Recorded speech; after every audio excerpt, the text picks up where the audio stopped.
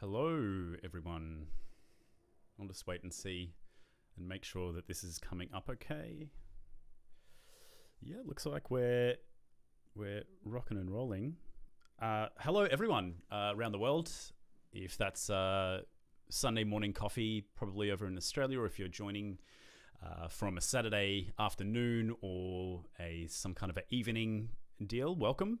Thank you so much for joining us.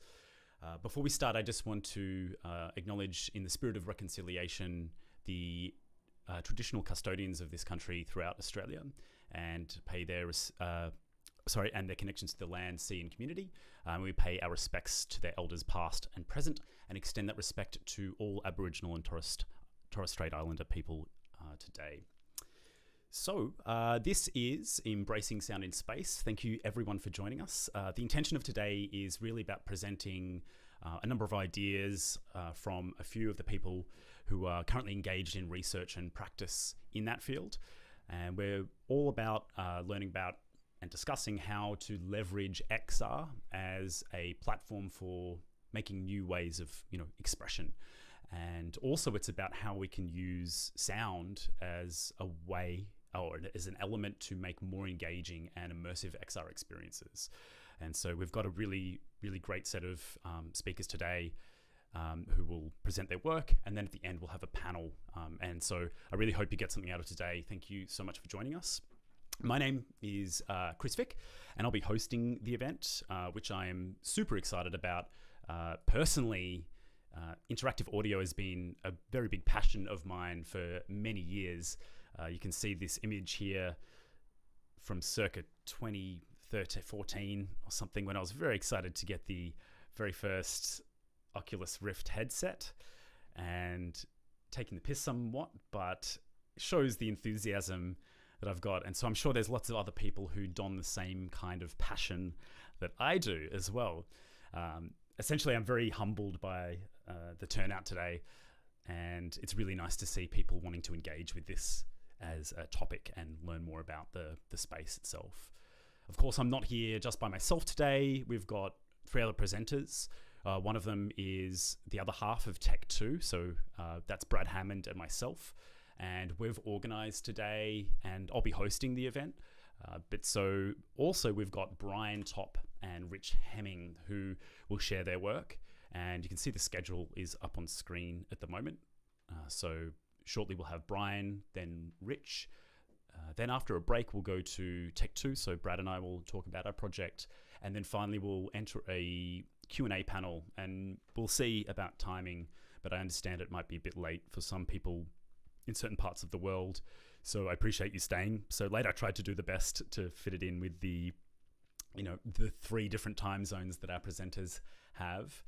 And if we go too late, of course, you can leave and there will be a recording of this online. But if you do stay, you're welcome to ask questions to the panel, and it might go a little bit later than that time that we've got there. So let me just go further. I've already skipped all that stuff. Of course, speaking about the topic of questions and answers, of course, while we're presenting work today, we also want to engage with the audience, because we've got so many people from so many great fields that might have a lot of input or really important questions. We'd love you to join the website here that we've got on the screen, which is vivox.app, and all you need to do is enter this session ID. I'll flash it up a few times throughout the session. We might ask a couple of poll questions there for you to answer if you're interested. And obviously that's the way that will get you to ask questions. So while I think there might be comments on the YouTube channel, I'll direct you to go to the Vivox app, because it's a lot easier for me to manage the questions. You guys can vote questions that other people ask. So it's a little bit better of an experience for me to coordinate that. So I will ask you to do that there. Right, so I believe that is all the housekeeping. Now we can get started with some of the presentations. And with that, I'm going to throw over to Brian Topp. So Brian Topp is essentially grew up in the east coast of Canada, and he's got a background in music. When he moved over to Vancouver a few years ago to do his PhD on music composition, he ended up getting very involved in the video game music scene there. They have apparently a very good scene in terms of game development, indie games. So I think through that, he became very excited about the potential of VR as a platform to make music.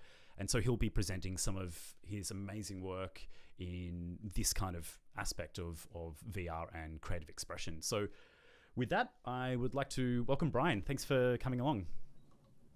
Awesome. Thank you very much for having me. Really excited to be here today. Just give me 2 seconds to get my screen up here. All right, so 1 second. Hopefully everyone can see that. All right. There you are. See me, hear me? Good. All right, thank you. Yes. So my name is Brian Topp. I am a Vancouver-based composer, music technologist, doing all sorts of manner of things with music and technology. And I'm going to just talk maybe a little bit about sort of who I am and what I do, and then specifically about a project that I've been working on for the last couple of years, virtual reality, open sound control. So who am I? Like Chris was saying, I am a doctoral candidate in music composition at the University of British Columbia. And my background in music has spanned quite a lot of things, everything from sort of traditional concert music to music for film, games. But in the more kind of academic sense, I've always been interested in interactive composition, live electroacoustics. And this has often taken the form of, using sort of external devices or external sensors and that, motion capture, touch suits, microcontrollers to, get information and how can we interact with music in all kinds of different and cool ways.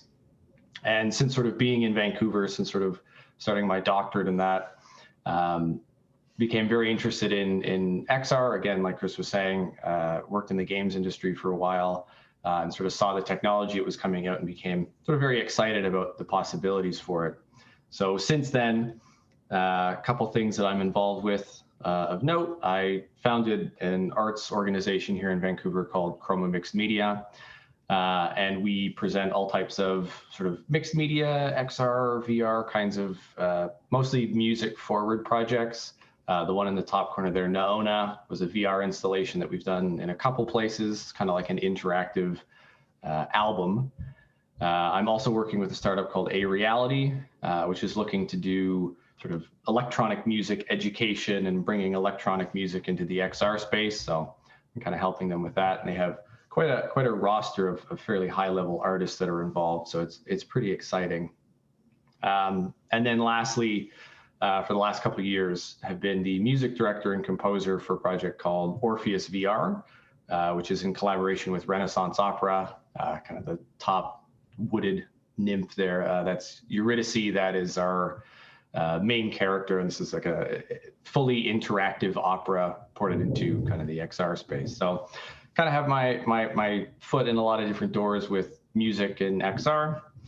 But really the project that I wanted to talk about today is VROSC, virtual reality open sound control. So a number of years ago, like I said, started to see VR technology, and this was sort of right when I had to start thinking about what my doctoral thesis was going to be about.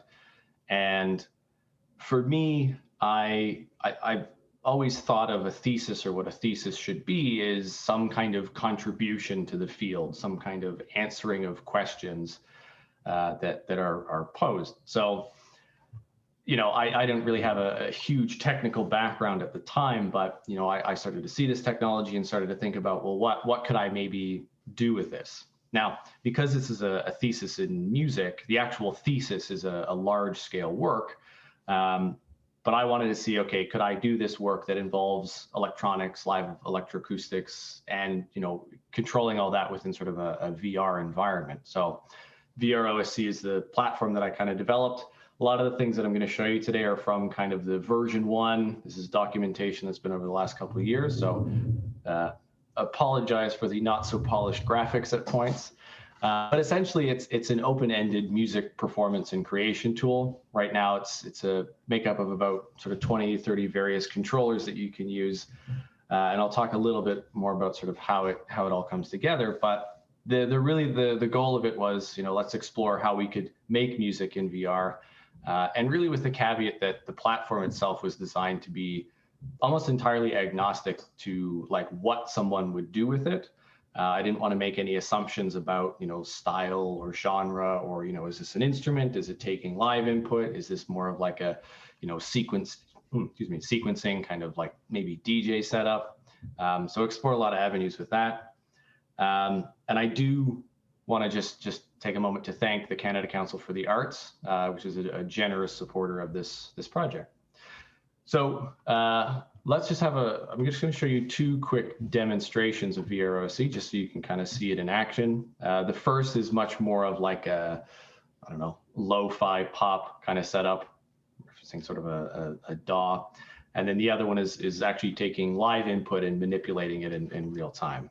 So here we go.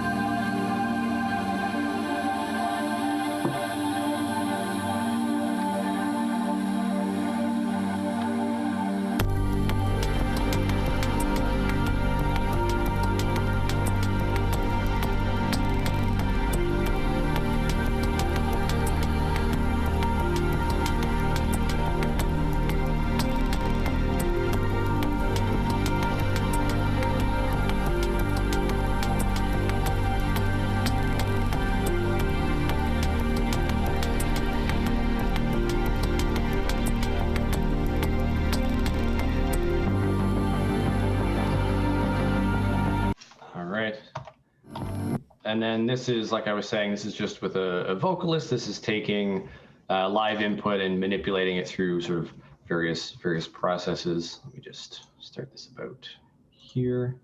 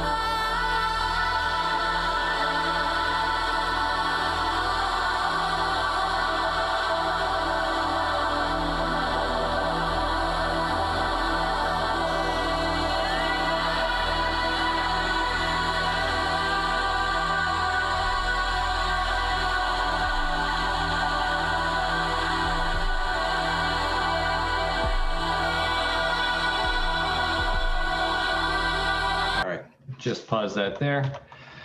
So I'm going to talk a little bit about sort of how this all comes together, how this works. But one of the big questions that I definitely got when starting this, especially from the music faculty at UBC, was why do you want to do this at all? And the question of sort of why even use VR as a medium? And to me, a couple of things immediately came to mind when I started seeing VR and seeing VR products. And, the first is that there's a lot of constraints that are immediately removed once you get into a virtual space. And some of these things actually seem kind of silly and simple, but have a huge impact. Things like, call this the zero cost factor, which is, if you want 12 pianos, just copy and paste them. If you're trying to do this in sort of an actual physical setup, there's all kinds of constraints for, how big of a table do you have, or how many stands, and what kind of MIDI interface do you have to actually plug all those things in? And, can you actually reach any of these things? So the possibilities for even just standard controls, how you can lay them out, how you have access to them, it's completely changed in the virtual space because it doesn't have to really abide by any kind of realistic laws of physics.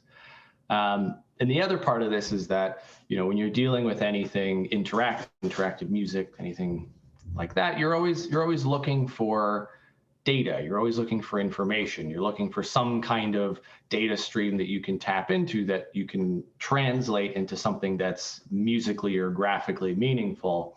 And when you're working inside of a digital space, possibilities are endless. You have the ability to take, position, speed, collision, rotation, all of these different data points super accurately from the game engine, and use that as some way of controlling music.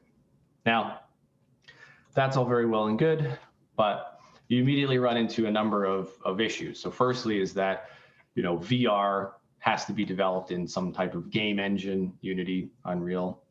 And game engine audio tools are very good. They're very powerful, but they are designed primarily for game audio related tasks.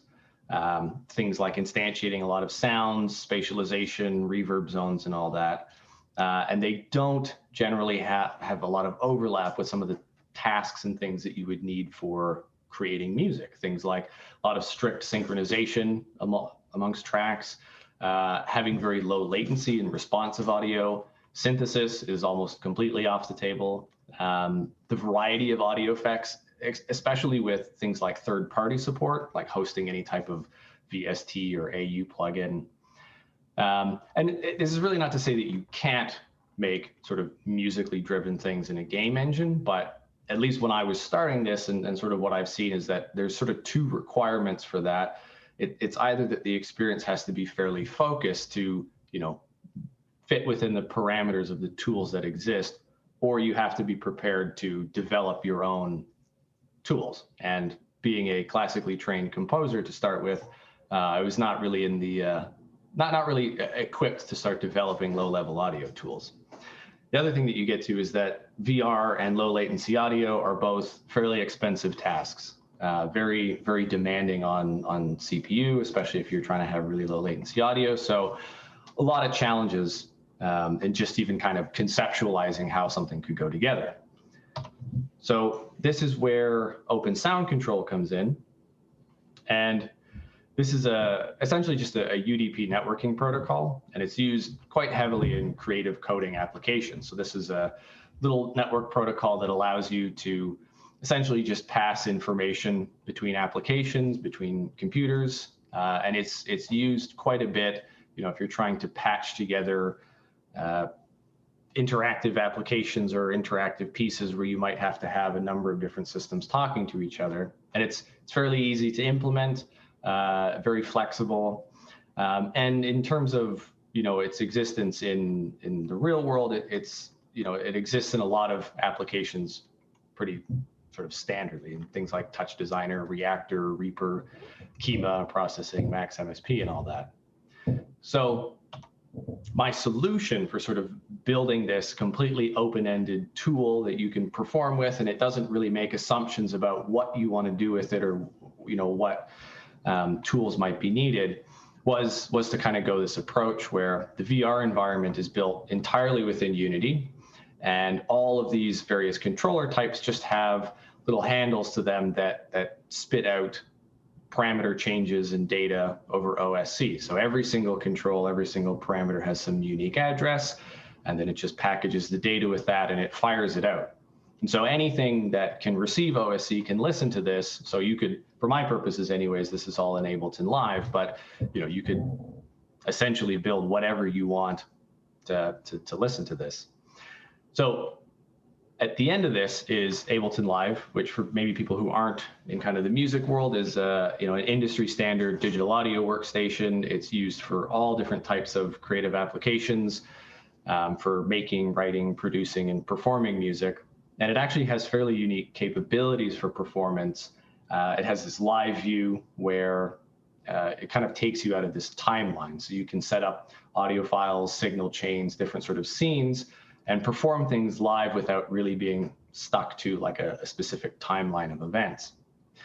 And what sits in the middle is Max MSP, or a version of it called Max for Live. So Max MSP is a visual programming language designed for generally more artistic pursuits. Does a lot with audio, DSP, graphics, connection of different devices and that.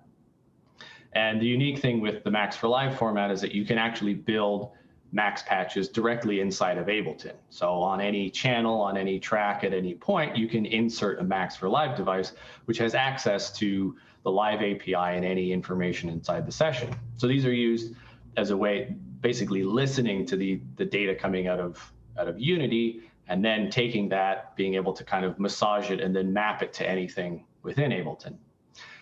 Also with the Live API, you have access to, any information and parameters about, these different handles. So there's a number of callback functions that allow you to say, in Unity, well, I want this slider to control something.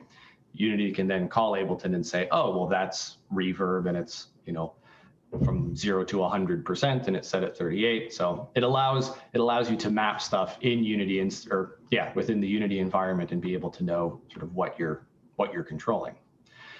And this has the distinct advantage in that the VR and the audio are kept separate. So the performance of one does not influence the performance of another.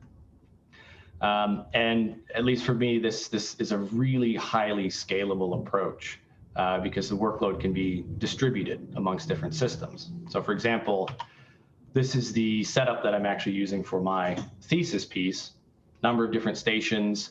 Some of this is for sort of very intricate live processing on instruments. There's multiple signal chains that you can route instruments to. There's this sort of like MMA dome that you're in is a big like physics instrument. There's all types of controls for sort of like rhythm and pitch quantization. And within that, I'm actually running, this is all for the HTC Vive. The VR environment is running on like a Dell G5 desktop, which is then just spitting out OSC. And the Ableton Live, all of the audio is occurring on another computer, MacBook Pro, which is taking in 5 live inputs. And then even then, all of the audio is being sent out. There's probably, I think, 6 or 8 channels of it that's being recorded on another computer. So in this sense, you have the ability to create things that are very small scale, very focused. You can run it all on one system. It does have to be somewhat powerful. Or, with this approach, you can have this spread across 2, 3, 5, 10 systems. So some of the first steps in actually developing this, starting with what I would call kind of utility controllers, things like sliders, dials, buttons, and all that, all very kind of useful and functional things, and kind of slowly expanding to 3D sliders, spatial sliders, and really just kind of building out, okay, how can I start pulling more and more data in sort of increasingly complex ways? But you start to run into a couple challenges, and this is, for me, all sort of falls into the category of dexterity. So how do you actually become proficient? And, if you think about, an instrument that someone's playing, obviously it's a practice thing and it takes a while to become fluent with it. But there are unique challenges in VR in that obviously you can't touch anything. So there's no muscle memory, there's no actual touch, even if you had, if you're thinking about even just MIDI controllers or an instrument, there's a lot that you rely on the feeling of it. This is also sort of exacerbated by the fact that you are interacting with everything with only 2 contact points, the controllers. So for as wonderful as it is to be able to, have an environment with 500 knobs, you can only turn 2 of them at any point. So it's kind of diminishing returns of that. Then there's also the added, side effect of you can make very complicated setups, but you actually then have to learn and practice and remember what everything does. So there are sort of challenges in terms of, okay, you can build anything, but how do you get in there and actually make sort of the most of it? And so I started to go down sort of 2 separate paths with this, which was, let's think of things that might leverage some of the capabilities on the audio side, or thinking about how we can sort of do more with less. So the 2 paths are kind of what I call music systems and multimodal controllers. So a music system is kind of leveraging Max for Live inside of Ableton to not only receive information, but to really help kind of translate and massage it into something that's maybe a little more musically meaningful. And in this idea, you sort of set up, I don't know, a type of system in motion, whether it's sort of sequencing or note interpretation, or you have some other system that's kind of going, and you are serving as something that inputs into it, kind of a macro control, or you're sending some type of, pitch information or rhythm information in some ways. Or this sort of multimodal approach, which is, okay, how could we actually take a single control point or a single data point and actually use that to influence a lot of different things? And specifically, how do we do that in a more or less predictable way? Because intention becomes a big thing. How is it that you can make an action and what things are gonna happen with that? Or, you're in the moment, you're making music, and you sort of decide, okay, I want to have a specific gesture. You have to somehow understand how the controller is going to work. So this sort of led to building out of many different Max for Live devices, some of which, again, just take data and map it directly. Some of them are sort of math transferee function types of things that allow you to really massage the data range and the way that the data is handled. Some of them are sort of interpreters, so you could take something like maybe a collision or an interaction and actually interpret that as, to trigger an envelope, or different ways of combining multiple streams of data to, kind of macrotize to one kind of controller. Starting to run a little short on time. So, for example, quick look at a music system. This is just, again, sort of me controlling 8 pianos here.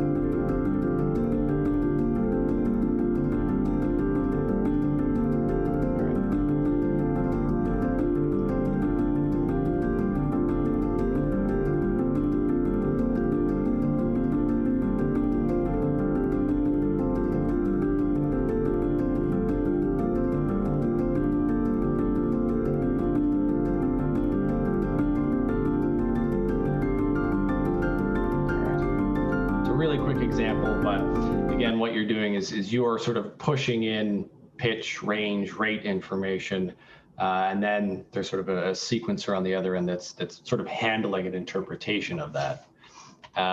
Another version of that is using like a spatial mapping. This is a lot less predictable, but taking the physical space, throwing objects around, and that space is mapped to essentially just a bank of synthesizers at this point.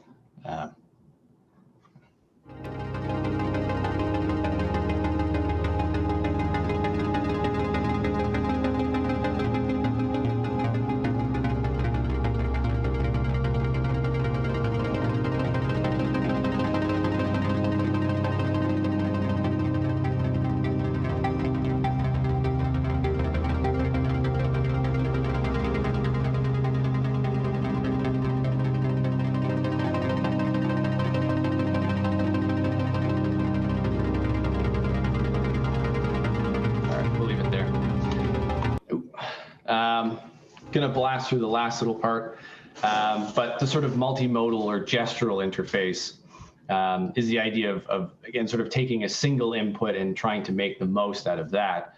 And this is probably the least exciting thing to look at in Unity, because it's literally just saying, okay, let's just take some space and figure out how we can cut that up in all different ways.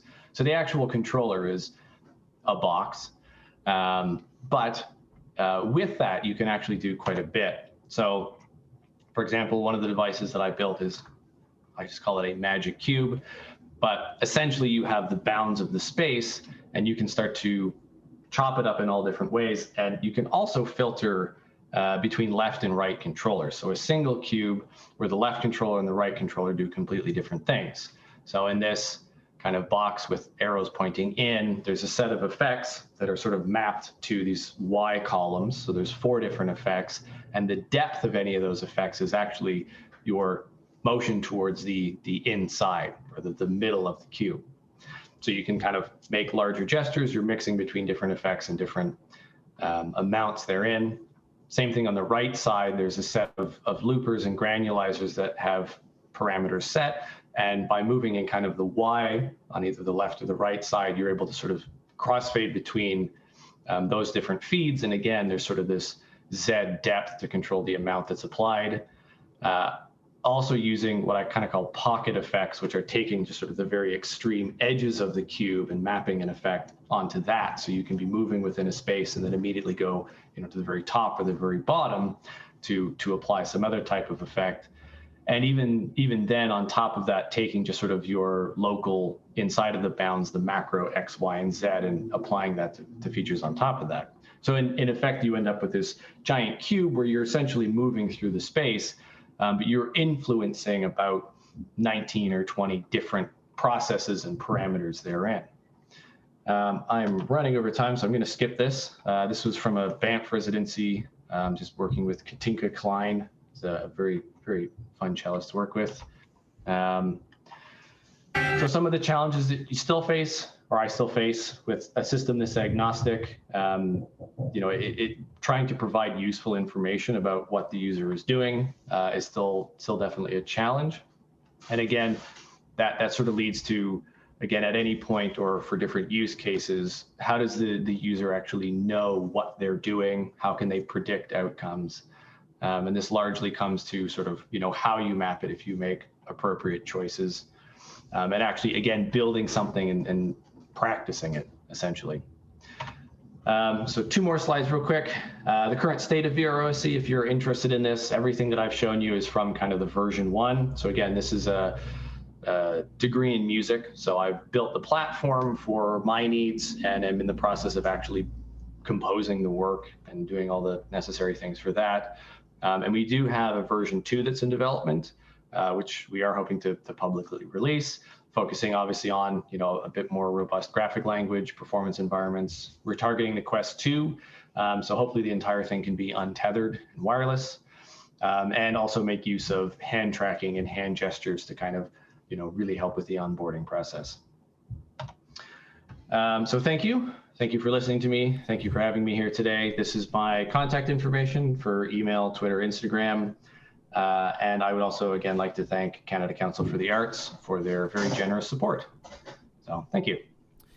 Thank you so much, Brian. That was awesome. We really appreciate it. And it looks like the system's got a lot of potential already. It looks so well fleshed out. I'm so surprised at how powerful it already looks, but I can see that really keep growing, and I'm looking forward to obviously seeing where it's heading. And we've got a couple of questions from the audience, which look good. If you don't mind answering, it would be great to hear your thoughts on this. So one of the questions is, I think this is a good one, on sound localization in the virtual studio of VR OSC. Brian, do you create virtual speakers in this environment to recreate the feeling of having a physical studio with specific points of sound emanation, or are they processed, summed to a stereo mixdown independent from the position of the room? Yeah, so right now, the VR environment obviously sends everything to Ableton. All of the audio is housed within Ableton, and there's no system right now to actually send it back. That is definitely a possibility. But having it across multiple systems kind of makes that very challenging. Also, it for me anyways, I mean, that could definitely be exciting, but I don't necessarily know that it adds too much value to the space at the moment, if only for the fact that, it's a tool for creating music and not necessarily, I don't really know what would be added by adding sound objects specifically inside of the world, unless you were doing something like a network performance where, you could set up some type of installation and have people come into it, and then you're setting up sound objects and stuff that are sort of spatialized to that. But yeah, no, I have had that question before, and it's definitely something to kind of look out for. It's not something that I've really needed for the thesis piece at the moment, but yeah, could be cool. Yeah, great. And actually, a question from myself that I'm kind of interested in, unless there was something from someone else in the presenters group. No. Cool. Yeah. So I'm really interested in sort of ergonomics of your system. So how do you find, or how do you consider ergonomics? And then when it comes to control, I guess it's two questions. And when it comes to control, how do you find that increasing the number of simultaneous control parameters affects the usability and, I guess, ergonomics of how you perform those sonic controls? Ooh, yeah, that's a good one.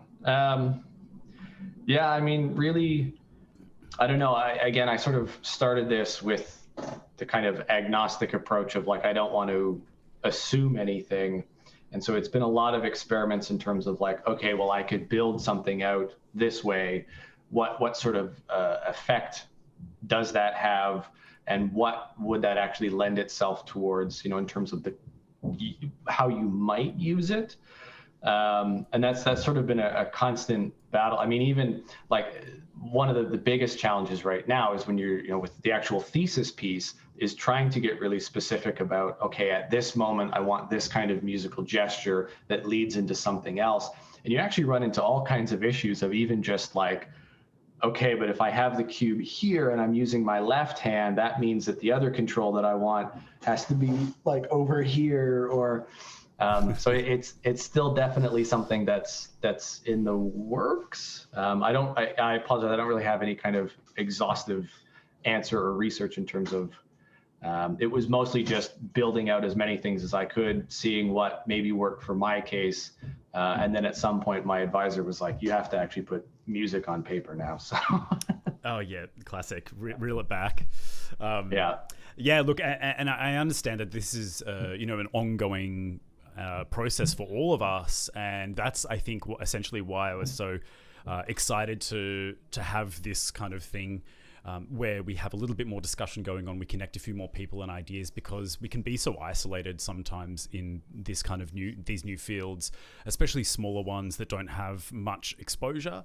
And so I think, obviously you don't have time to think about all those kinds of aspects to ergonomics and things. So the fact that you've provided all of this other research means that other people don't have to, and that's, I guess, in the nature of research.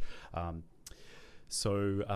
looking forward to this whole community growing, and hopefully we can keep doing something like this. It would be fantastic.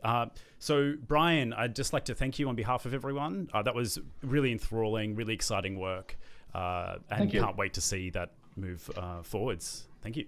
Yes, thank you very much for having me. No worries. Okay. If you do have more questions as well, of course, for Brian, you can still ask them in the platform that we've got up and running, which I'll just pop back on screen. Sorry, I'm sort of all over the place here. So, by the way, is my microphone a little bit better, Darius? I know it was a bit quiet, apparently. Cool. Okay, so with that, we will continue to our next speaker, who excitingly is Richard Hemming, or Rich Hemming. Do you prefer Rich or Richard? Rich is fine. Rich, okay, Rich. Okay, so Rich has actually got a background in game audio, from what I understand, and he's previously done, I'm not sure if he still does lecturing. I know he was doing it in the past, but at the moment he's a PhD researcher for an organization, I believe in the UK, that's focused on immersive storytelling, and they're called Story Futures. And he's been working on some really interesting, procedural, interactive, and spatial sound for augmented reality. So I'm really excited to sort of augmented reality is something personally I haven't invested a lot of personal work in. So I'm really excited to hear about the differences in working with platforms like AR on a phone, or obviously it's different to wearing a headset. So without anything further, I'll introduce Rich. Thank you so much for coming along and sharing your work. Hey everyone. Good morning, good evening, good afternoon, wherever you may be. I hope you're all safe and well. Thank you, Chris, for doing such an excellent job of hosting. And thank you, Brian. That was really, really interesting research there. So, yeah, my name's Rich. I'm a doctoral researcher for Story of Futures. I do a lot of immersive audio design for them, but at the same time doing a PhD in electronic engineering. What's really interesting is that through the Story of Futures kind of projects that I get involved with, a lot of live projects, and essentially there was a project called the Modern Collectibles, which is working with SMEs, so small to medium enterprises, and trying to elevate XR with smaller companies and offering opportunities of academic research alongside of kind of technical insight and R&D alongside these particular pitches and projects. So this particular project, Modern Collectibles, is about implementing, kind of procedural and spatial audio in RKit alongside of Core ML, which is a computer vision arm of iOS. So this was an iOS project. Essentially, the Modern Collectibles project was the Discovery Channel are a little bit concerned about people watching TV, that we don't particularly pay that much attention to TV anymore in terms of we're distracted by our devices. And, they've been looking into the idea of something called kind of view and do. So whilst you're actually watching a particular show, then maybe there's something that we could actually offer in the interim whilst you're watching the show to augment the experience of actually watching the linear TV show. So the Discovery Channel partnered with Story Futures on the Modern Collectibles project, and they wanted to produce a TV pilot which had an accompanying app alongside of that. So this is very specifically an AR Apple iOS application. This was Story Futures in collaboration with Discovery. The SME was Story Things, based in Brighton, a wonderful company, really intrigued about storytelling and non-linear kind of ways of delivery.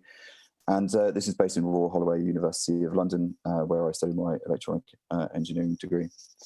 The interesting thing that I could pull out of this scenario of this project was that I could look into how immersive audio design can actually kind of bring objects and these stories behind these objects to life, which are the modern collectibles. And in fact, if we engage with those objects, then what are the kind of emotional responses that we could actually pull from that? And does that result in greater engagement, essentially, alongside of, kind of Discovery's needs of, like, does this elevate the show or the linearity of television alongside having an AR app whilst you're kind of watching this medium that we're very used to. So this was the idea. And what's really interesting is that, like, Stefan Schutz, who's obviously heavily involved in game audio, he sort of coins this term of new realities. And in fact, it kind of feels like we're in a, uncharted territory. These new realities have given us options in terms of academia, but also in industry as well. So there's new paradigms that are existing, there's new opportunities, and the new realities is a great term for that. What's really kind of fantastic, I think, is the way that the ability to engage with a digital object in an augmented situation is quite an interesting thing. The way that we kind of interact through devices with something that doesn't exist, that's overlaid in the real world, is kind of a phenomenological kind of experience that, we kind of engaging with these things. There's new paradigms of that. And also the objects that we were discussing were things that were, kind of retro objects and very personal to us as well. So on a personal level of experience, there's some really, really interesting opportunities there in order to work with that. What's really cool is that I feel like really old technology in terms of ambisonic recording and methods from years ago have come full circle back around now in terms of recording and then implementing these in these audio contexts with VR and AR. So obviously, immersive audio based on auditory spaciousness, obviously kind of enhances this idea of immersiveness. But in fact, very, very old methods have come full circle because of the delivery system of the way that we're experiencing these new realities, essentially, which is being highlighted by things like XR, which is really, really cool. Gordon Callear, for example, the user involvement model in terms of, like, if you think about the kinesthetic ideas, the spatial, the shared, and bring in the story element as well, then you're really, really sort of, ticking all the boxes in terms of cultivating an experience. And Stefania Serafin, she is really key in this area in terms of then the focus on audio in that too, and the power of audio in that interaction loop as well. So, very, very key players in this particular area. I've championed procedural audio for many, many years.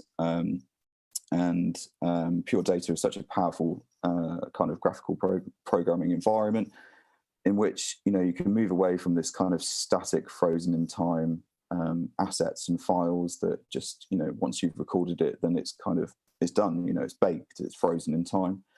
So this kind of real-time parametric control is something that's always excited me for years and years. And there are some really key players in this area, and big shout to sort of Perry Cook, Andy Farnell, Christian Heinrichs, Rob Thomas, and a lot of the RJ DJ kind of guys that I got involved in like 2010. And so this procedural, kind of parametrically controlled real-time audio is something that really, really interests me. And I think that this has been exacerbated by the situations of us interacting with these digital objects.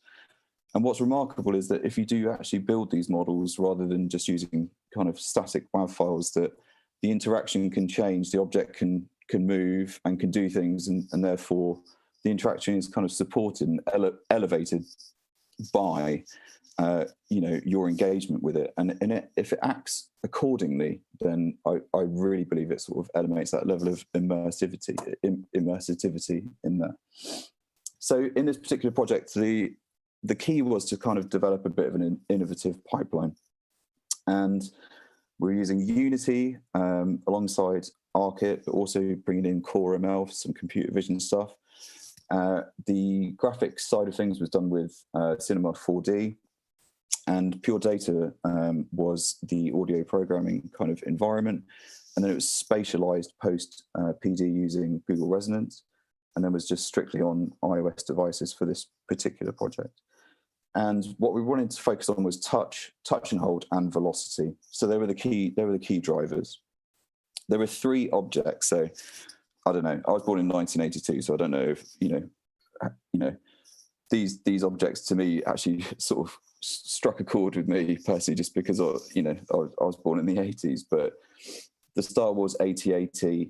There's an Adidas shoe, which was actually a Mokba trainer, which was part of the Russian Olympics, was like a key shoe for collectors, and also the original Pac-Man. So these were the 3 objects. I looked at these 3 objects and thought that there's quite a lot of opportunities in which that we can actually engage with these particular objects. So I was looking at the objects themselves, how we could interact with them, and also scale and augmenting those things and having those objects and interacting with them in AR. So they were the 3 key things after much deliberation about what are super cool objects. We went through loads like Game Boys, all sorts of stuff like that as well. But the TV pilot was focused around a particular year. So this was 1980. And these are the 3 things that came out in that particular year. So the idea with the show for continuation would be a different year for each particular show. And what was really cool was that I actually managed to go, as part of this kind of pipeline process, was that I physically went to one of the biggest arcades in Europe, which is in Bury, up north in England. And this is an original Pac-Man machine, and took ambisonic mics and also scanned it and photogrammetry and all that sort of stuff as well, and then sort of isolated the thing for Foley for implementation in the app later. So this is kind of the pipeline, the kind of way it works. We when it got the asset creation, we did LiDAR scanning, we did photogrammetry, and then kind of on top of that did some graphics and animation. The core implementation was kind of through Unity using ARKit, but then it was also talking to Core ML as well. And libpd was the method of embedding PD into this process, and was making pure data patches for areas of interaction for each of those objects, spatialized afterwards, and then delivered on an iOS application. Now, there are 3 things that we kind of, again, as I mentioned before, wanted touch and hold, and also velocity. They were the things that I was like kind of really looking to extrapolate that data and work with it. I'm going to hand over to Chris, who's going to play a couple of videos for me, hopefully. If that's sure, okay. Yeah. Do you just want me to play them one after another? Yeah. Yep, great. The AT-AT. Go for it. Terrifying in the film, but man, every 80s kid wanted one.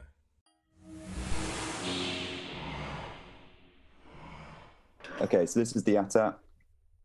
Had instructions on the screen. Each scene was different. When he was making Empire Strikes Different Back, interaction approaches, George Lucas came up with the and had a idea procedural that the Star Wars laser saga in which you should could be 6 interact with the films AT-AT, with 2 touch and hold, and fire He the went back laser. and edited All the aspects of title, the Foley were Episode spatialized. A New Hope. So if you moved and walked around the AR object once it was spawned in your living room, but it would act accordingly. And the other thing was, in terms of atmosphere and background, there was an ambisonic field that you were actually in as well. The Machpa, So this is the Machpa trainer, shoe, and I just want you to pay attention to the swipe actually, because this is quite a clever one. Again, some instructional information. Each scene is different for research purposes. A U.S. Olympic boycott. The Machpa is a crash course in 80s politics in one sneaker. Okay. So essentially created a procedural sort of swipe model which acted off of speed, velocity, and kind of volume dependent on the way that you interacted with that particular thing. Thank you very much for that, Chris. So those were the key elements at play. And what was really, really tricky was that data from hand recognition is inherently awful, to be honest. It's actually a lot of predictive percentages. It's not very clear cut. So we had to kind of like massage that information and scale it and work with it. And the best thing about PD is that it got some seriously powerful objects that are just ready to go, that are able to kind of deal with this inherently dirty data and scale it and work with it in this way. So essentially, all that information was coming in, was being scaled, being checked, and then smoothed, and enabled to ensure a smooth sound design, real-time parametric control sound design of that particular thing. And that's why PD was so key to this particular thing. And then the synthesis model, that could be anything. That could be anything from there. And this really is just an indication of controlling that data and then working with it, whatever that may be. Some of the findings from this was that, as I've mentioned, the data is inherently convoluted. We needed to produce logic in order to kind of like deal with that. State checking was really interesting because you could check the speed of your hand going in and interacting with a particular area of a particular thing. And you can also, kind of see how it's interacting with a particular mesh. PD is just so powerful for this, and it's got, inbuilt objects to deal with this. Multiple patch objects. I was worried about performance, but actually I just made loads of small little patches for each object, and it worked really, really well. And Andy Farnell and Christian Heinrichs, like their sort of research and approach in this area is highly functional. This at the moment is actually going out for live testing at the moment as we speak. Wanted 100 participants. We've already sort of hit over 400. I'm yet to get results back on that. The survey questions are about kind of the enjoyment with the objects and shareability, replayability of that particular thing. And early sort of research says that immersive audio design coupled with this interaction of the objects has a positive impact on engagement in the context of AR and actually contributes bringing the modern collectibles to life and is invoking nostalgia. So the interaction is so there that it's kind of enhancing that particular thing. Thank you.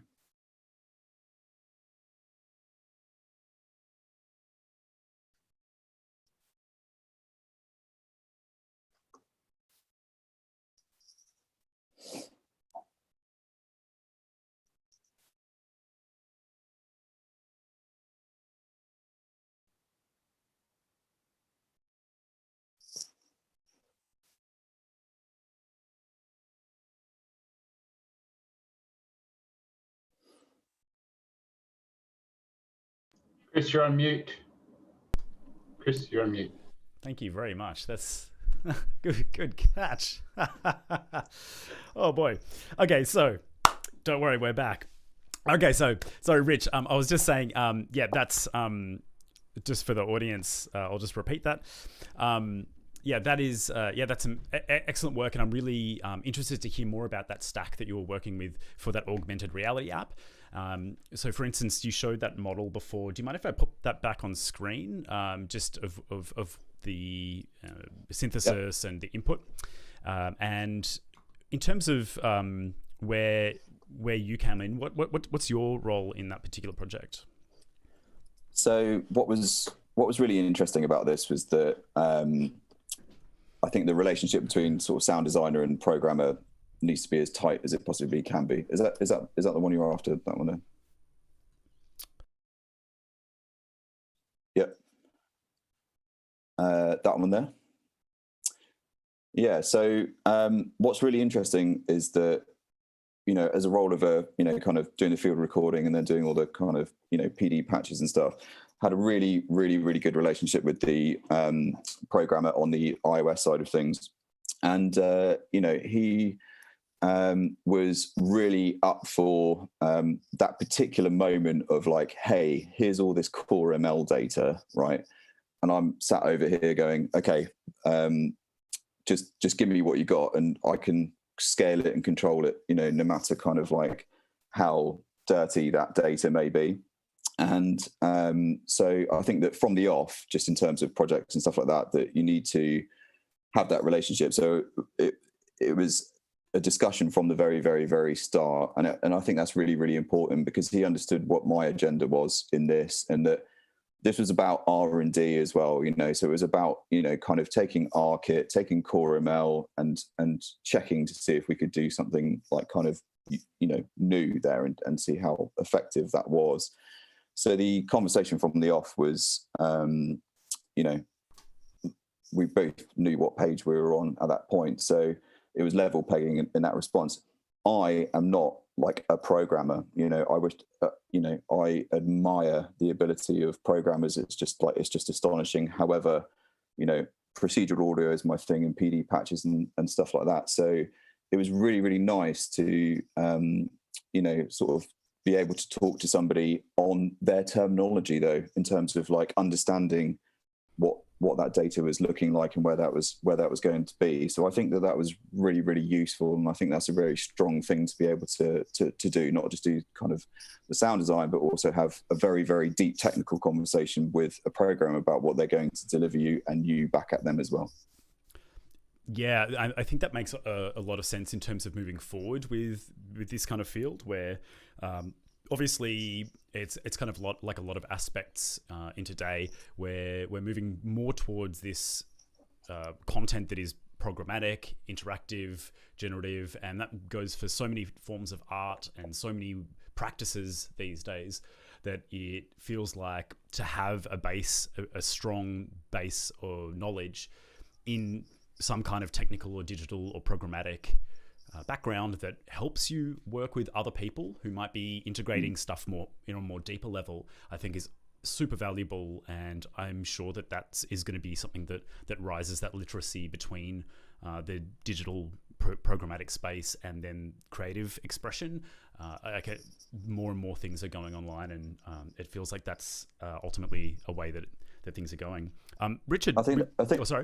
I think that's why PD and Max are so great because, for me, I'm quite a visual person. So, rather than staring at lines of code, that sort of visual programming language really, really, really kind of works for me. But in order to have that, the terminology and the kind of ability to speak to programmers and understand that point is really, really important. So.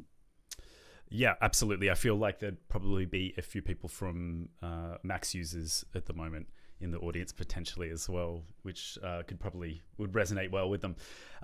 One more thing, Rich, just a question from the Vvox app. There's someone asking, fantastic research, Rich. Which journal are you referencing in regards to the focus on audio and the importance of sound by Seraphin? Oh, I see. So the references. Am I still sharing screen? Yep, you're on screen. Yep. Yeah. So yes. In fact, it was in the Caruso Giovanni. Was it there actually? I'd have to double check that just to make sure. You might have pulled me up on a reference there, but Oh, nice. yeah, no, I think that was the one because in fact I think it was the immersive sound. Just very off the top of my head, I think it's from the immersive sound, and in fact it's this book here, this one right here. Okay, I think that's where that's from. But she's would you mind just sorry? fantastic. Could you just hold that up again? I've got you on the big screen now, just so people can see it. There you go. Cool. Thank you. Yeah, it's even got a little tag in it. There you go. Fantastic, Rich. Thank you so much. That was super interesting. So with that, let us pause for a moment. I'm just going to throw back to the slide with. Where's my slides? There we go. So 5-minute break. Remember, you can go to this Vevox app and punch in this code, and basically that'll let you ask questions that you want to ask the panel, which is later on today.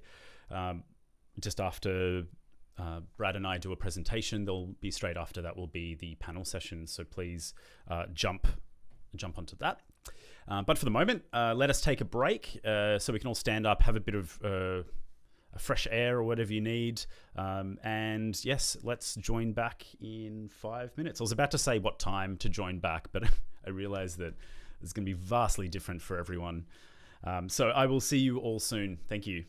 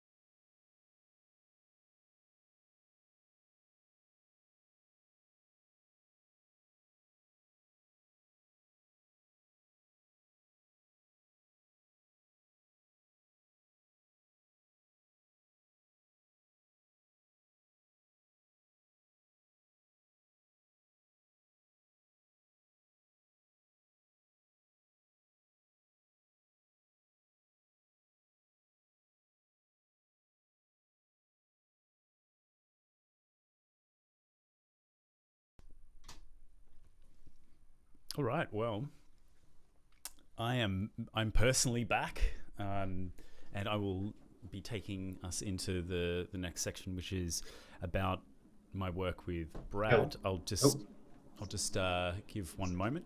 Hey, Brad, you're on. I can hear. Okay. Yes. So I'll give just a moment for people to return while we prep. So you just sit tight.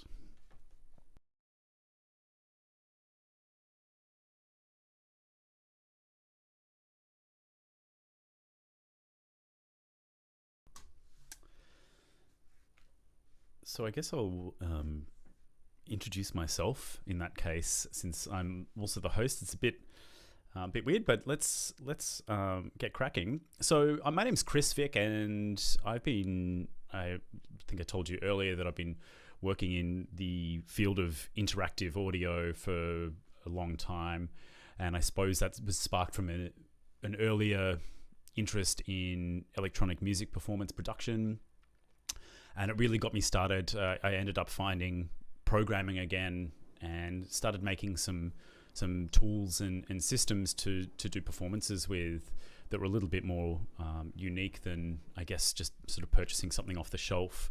I don't actually have the image here. I was trying to pull it up before, but basically I ended up creating a system that let me use the Microsoft Kinect camera, and I built a bit of software for that and ended up doing a performance in front of Microsoft. They found a video of mine online, and they were like, "Hey, can you perform at this 400 person thing?" And I'd never performed in front of especially suits before like that. And so I got up there, and I had nothing in front of me. It was just me dancing, to control this music. And I'd spent all this time really invested and engaged in this process that I had no idea how weird it would look. And someone I overheard as I left the venue, I overheard someone asking, "Hey, what was it with that weird dancing guy?" And I realized that this really needs to be explored a little bit, because apparently some dude jumped up on stage for 5 minutes and waved around to really badly to. If I was going to be a dance performer, that would be absolute fail cake. So I could see the confusion.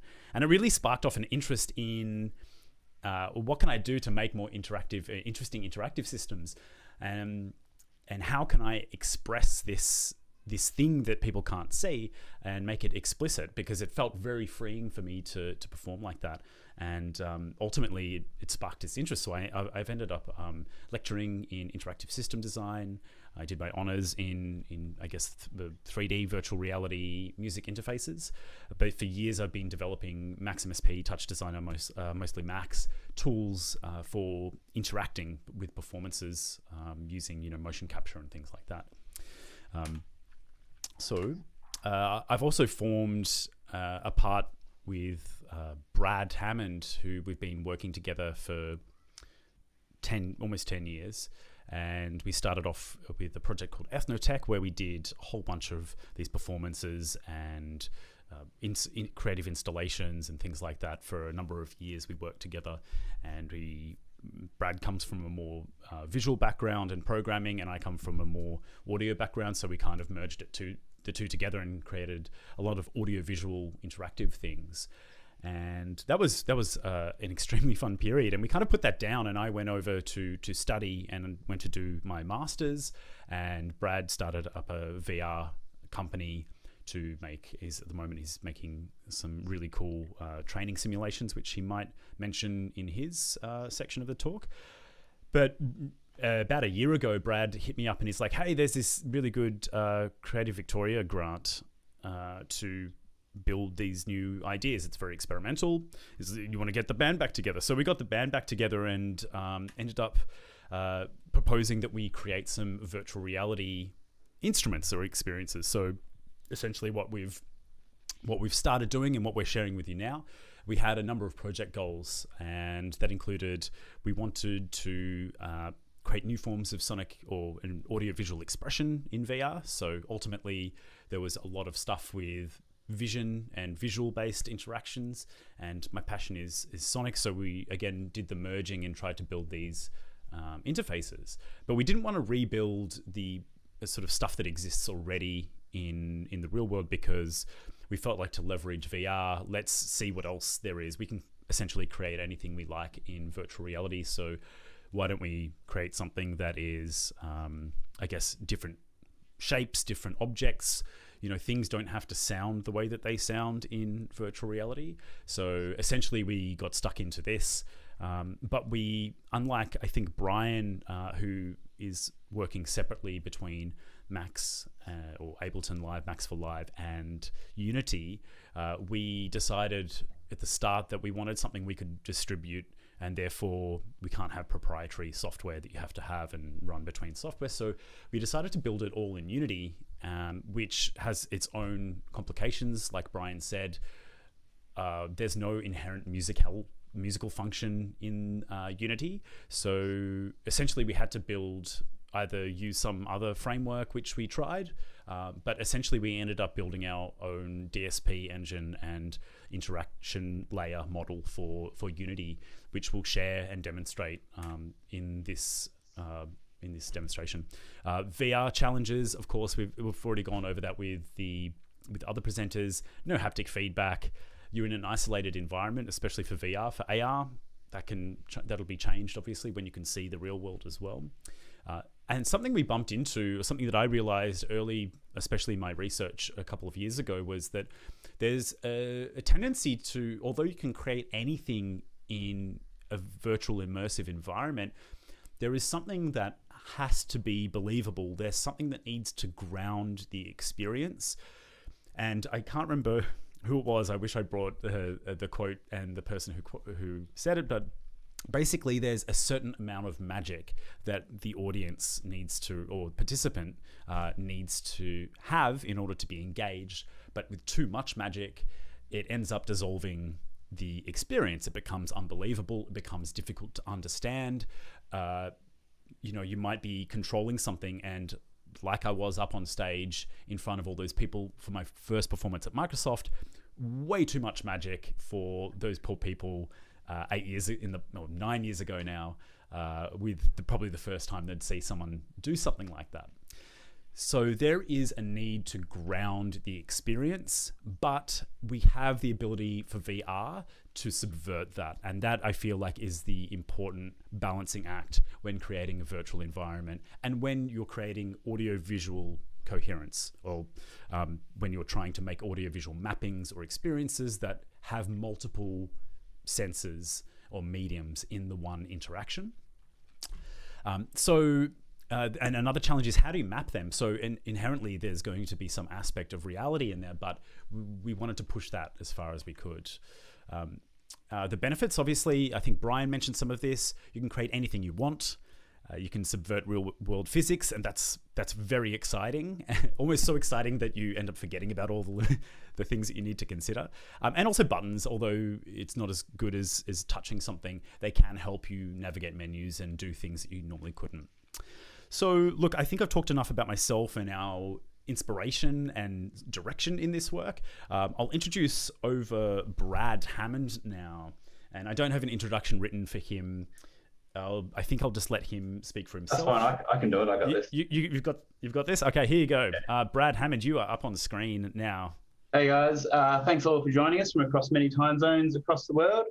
As Chris mentioned, I started working with Chris near on 9 years ago now.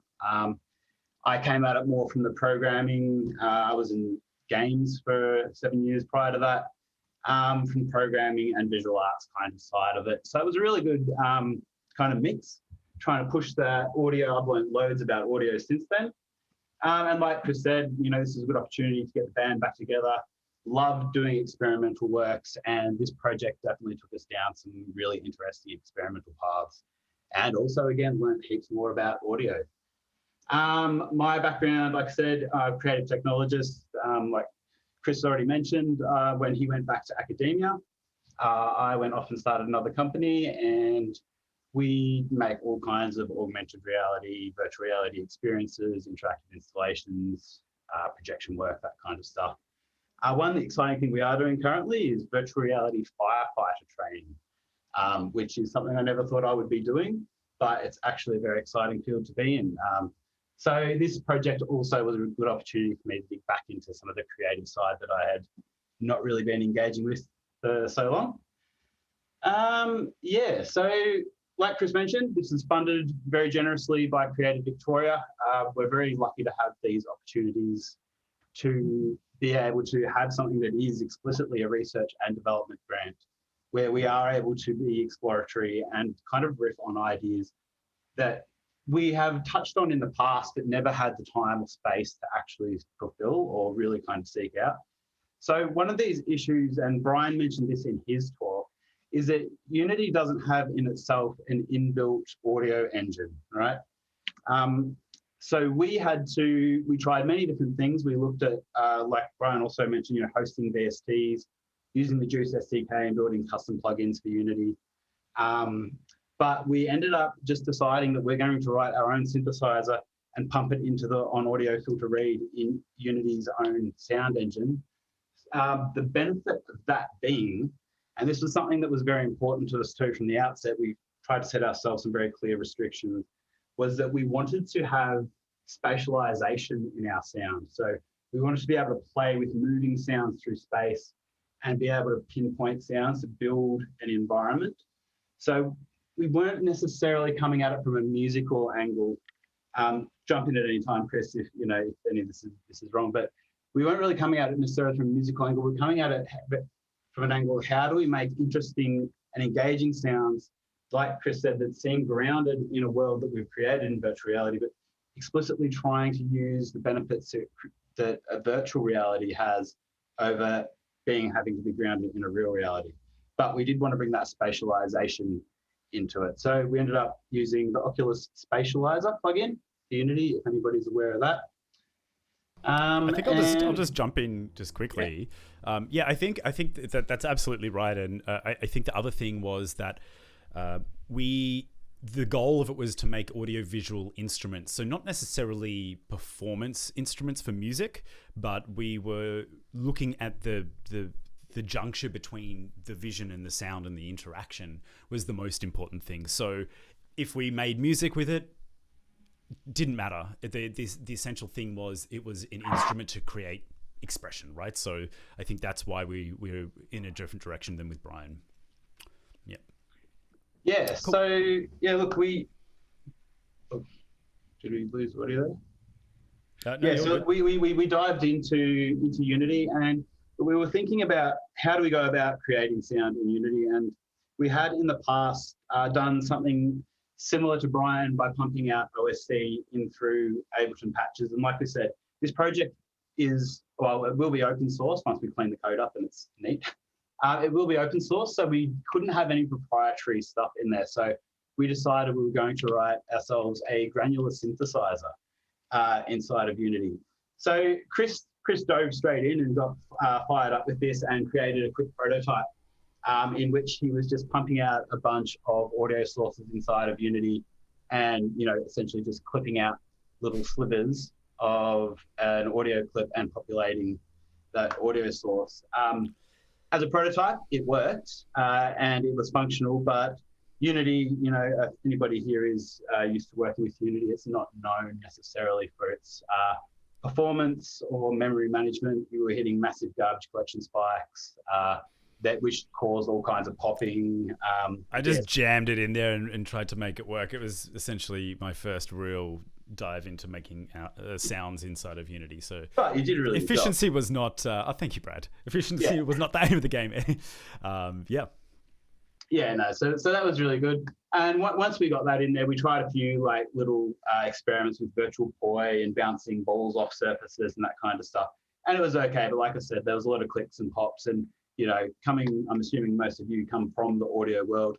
Clicks, pops, and latency are the things that all audio nerds hate. So we needed to get rid of that. It needed to be extremely efficient. So first what we did is basically create proof of concept.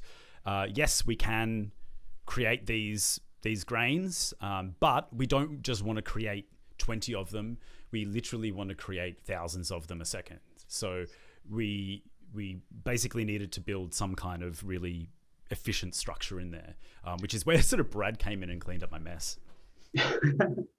there was a few messes made throughout the project and a lot of cleaning up. So this is where we jumped on to something, if anybody is aware of this, the Unity has an experimental package called the data-oriented tech stack. And if any of the super nerdy coder types out there, what this does is it allows you to work across all cores on your computer and split up a job into many different jobs, split up one particular task, which would usually run linearly on your CPU, into many different tasks across multiple cores. Similar to what your GPU does when it's processing shaders. So we can do parallel processing, which introduces a whole different paradigm when it comes to how you structure your code, how you pass code around, and all these kinds of things. So that was big learning curve, especially considering Dots is still in experimental phase for Unity, and the documentation is light on the ground, or it was at the time, and it's constantly changing. So that didn't help, but we definitely got there, and we started getting some really nice performance out of it. Chris, did you want to fire up the? We made actually just before you do fire it up. One thing that Brian spoke about too was the inability in VR to control multiple things at one time, because you've only got the two controllers.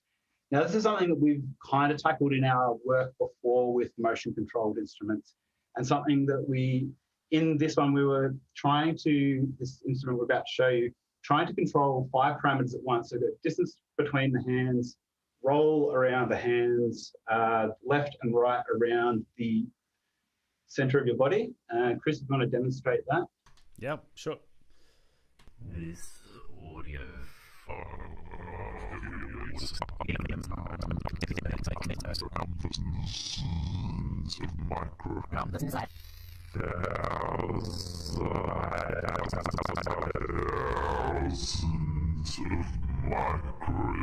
So you can see here in the top, there's a panel which shows the emission properties, and so you're able to control 5 at once. To be fair, it was very difficult to do reliably. Brad, with a bit of practice, anything's possible, right? Well, exactly. Look, to see the stuff that you were doing with Connector, like you said, it would look like wacky, wavy, inflatable dancing man on stage, but you were actually able to control discrete parameters in an effective way to have a musical outcome. I think that, and I think I just want to add to that before we move on and maybe start showing some of the things that we've ended up doing, is that with that example, I think grounding it in what was essentially a traditional granular synthesis interface that you would normally have used with a mouse, we kind of wanted to see how you interact with gesture in that kind of interface. And then from there, we can kind of see, well, what are the pros and cons of using VR in that way? And then, so from there, what about if we create something completely unreal? And so that's kind of where we ended up heading. Yeah. Cool. So the next kind of path we went down is we took that idea. In that stage, we were using one emitter and one speaker. What we decided was, because we wanted to sonify an entire environment, in our head, we had to have like multiple granular synthesizers. So we were thinking 10, 20 granular synthesizers in one particular scene. And to do that, in Unity, you've got a limit of 32 real voices, so 32 speakers in one scene, and even less than that before you blow out your DSP processing. So what we ended up doing was developing a system where we could have multiple emitters paired to one speaker. So for example, if you had an object that might have 3 different sounds, I could pair 3 different, like say it's got a shake sound, it's got a move sound, and it's got a bounce sound. I can pair all of those emitters to that one object and that one speaker. So those emitters all spit out grain data, and that goes into the audio source in Unity and populates the audio buffer. And also, now we did a quick experiment with this, and this kind of, I got a bit nerdy and deep on the optimization, and we ended up with a 200 emitters and 20 speaker system at one point. If you want to, it's a bit of a cacophony. So I'll throw it. It's a great cacophony. It's a very satisfying cacophony. So I just wanted to add before we move into that video. So essentially, what we've created, I want to give just a really quick, because this is quite an important aspect of our work, and this is actually what makes it so powerful and so feasible for massive immersive environments that have many, many, many sound sources. Essentially, you think about a normal sound in the real world. Let's think about this, how we're trying to virtualize this is, imagine, I'm just going to pull up just my face here. All right. So imagine I've got a phone and then I don't have a Bluetooth speaker next to me, but imagine that there's a Bluetooth speaker, right? So that's our idea of an emitter and a speaker. So the emitter is playing back the data, but the speaker is the thing that's outputting it, that you can hear it, right? So essentially, if I move this phone, it doesn't matter where the phone is. As long as it's connected to that speaker, it'll sound like it's coming from that speaker. So then when I move the speaker, that's when the sound moves. So if you think about it like that, is we've disconnected the emitter, or the thing causing the sound, with the place that you're hearing the sound from. And what that let us do is, instead of pairing those things together, it let us, and I'll go back to the slides now, is that if you look in the top left picture, in that example, what we're doing is we're pairing emitters that are close together with a single speaker. And that way you can basically lighten the CPU load. You can lessen the number of voices that are being produced, and it lets you produce, depending on how accurate or rough you want that spatialization, it can increase the number of sounds that you produce dramatically. And the other exciting thing is that we can also take into consideration that there's research on how well you can define position locations of sound, right? And that's about apparently 1%, or 1 degree. So the further away you get, the less precise you can locate the sound in terms of its spatial distance. So what we can leverage that, and we can make it so sounds that are really far away are grouped together very largely, and then sounds that are close together have more speakers attached. So they'll dynamically attach and create and remove speakers as needed, therefore saving a ton of CPU processing. So that's kind of what we've made here. And should I roll the video of yeah. Okay, so here we go. Emitters.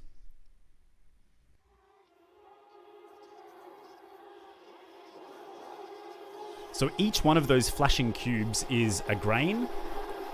So it's an emitter. Yeah. Oh, an emitter. Yeah.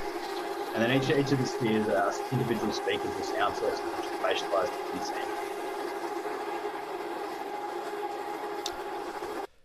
And so that was running at 140 frames a second.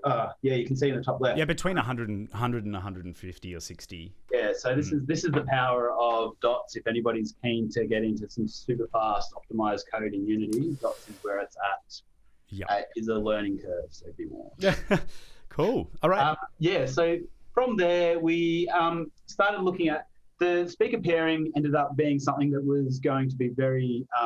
That's something we're going to circle back to and come back to, because it was we were getting somewhere with it, but we weren't getting anywhere with making instruments or sonifying our space. And so we started focusing on what we could do with our sound emitters and getting back to actually creating some sounds in an environment. So Chris had this brilliant idea of, hey, let's use these granular synthesizers to sound design, basic interactions which you would have in environments. So we've got things like rolling sound, a moving sound, colliding with the surface, that you've got the sound of the object itself. So like you've got a rock object, what does it make when it hits the surface? But also what sound does that surface make when that rock is hitting it as well? So we ended up building a few different examples of a fireball, a rock ball, like a pool cue ball, and a balloon in a 3D environment. We made like a little tractor beam vacuum gun to fling these things around the space. And we added a DSP chain as well in here at some point. I think it's being used minimally in this example, but the dots emitter kind of thing actually has a full DSP chain as well.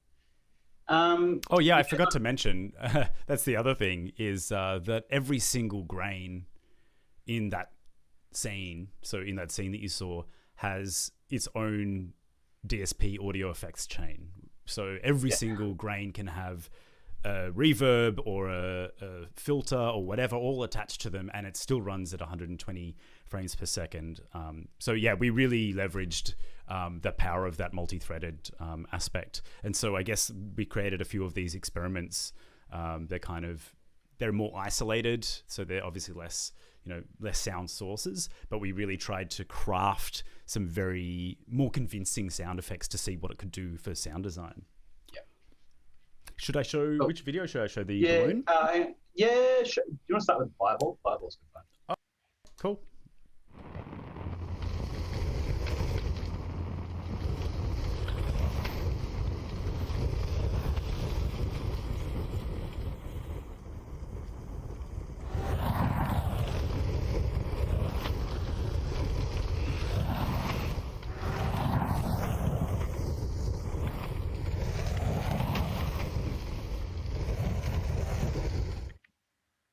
Yeah, so just a reminder, that's 100% real-time sound synthesis. So that's using granular synthesis for all of the sounds, including the collisions and the movements. They've got things like roll emitters. So when I say emitters, I mean granular synthesizers. Each object has a sound for rolling, for colliding, and for moving in the air. And some of them have like constant emitters, like the burning of that fireball, and very subtle movements can produce an entire different range of sounds versus fast movements. If the object's bigger, it might sound deeper and have more roar to it if it's this flame. And then actually we'll move on. Maybe we'll do the cue ball and show the surfaces. Yes, yeah, good idea. Okay, so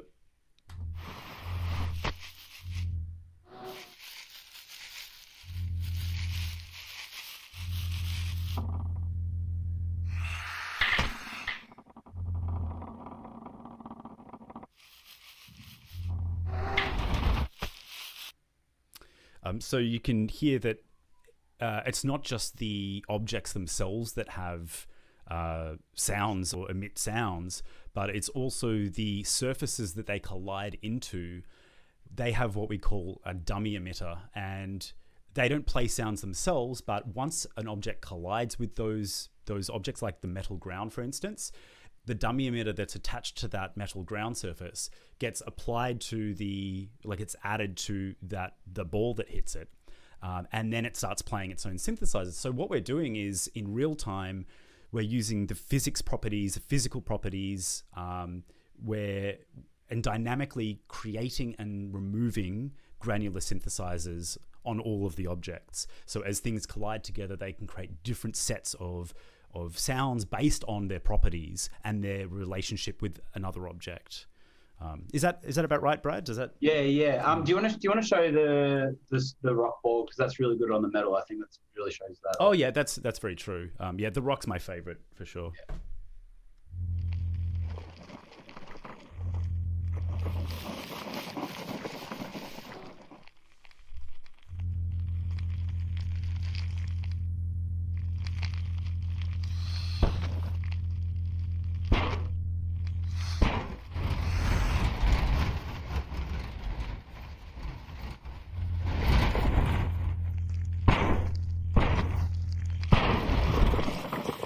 By the way, if anybody's interested in trying this, we can upload it.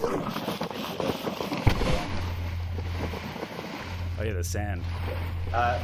We're hitting time. So yeah, sorry, we are. Do you want to jump over the balloon? Because the balloon's also got a really cool squidgy sound. I like that.